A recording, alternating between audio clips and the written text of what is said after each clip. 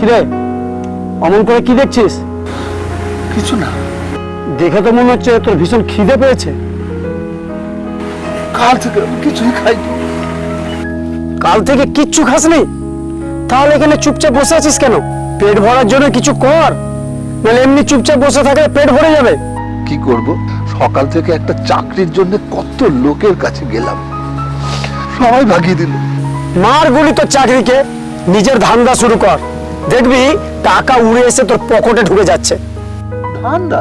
হ্যাঁ, যেমন আমি ধান্দা করছি। কি ধান্দা করো তুমি? চুরি। চুরি? হ্যাঁ, আমি মাস গেলে 30-40 হাজার টাকা কামিয়ে ফেলি। 30-40 হাজার টাকা? তুইও কামাবি।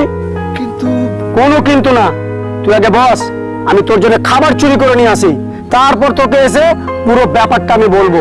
বস এখানে, পালাবি না কিন্তু।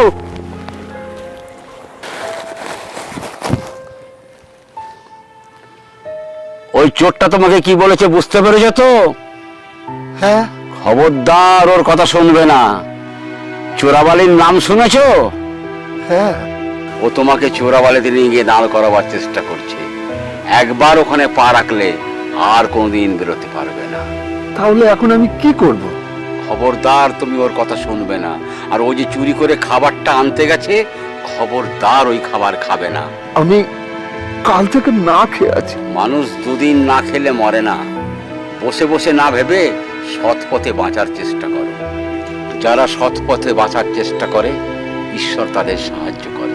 তাহলে আমি এখন কি করব? পালাও, পালাও এখান থেকে, নাহলে ওই শয়তানটা তোমার জীবনটাকে একেবারে নষ্ট করে দেবে।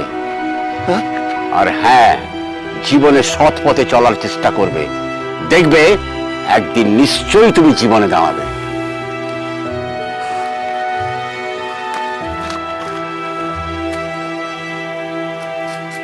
কোথায় গেল ও? চলে গেছে। চলে গেছে? আমি তো ওর জন্য খাবার আনতে গেছিলাম। ও তোমার চুরির খাবার খাবে না। আর হ্যাঁ, একটা মানুষকে কোনোদিন অসৎ বুদ্ধি দেবে না। এতে তো তোমার নিজের ভালো হবে না, একটা মানুষের জীবন নষ্ট হয়ে যাবে।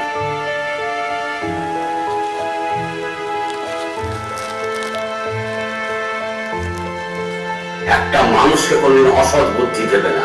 এতে তো তোমার নিজের ভালো হবে না, একটা মানুষের জীবন নষ্ট হয়ে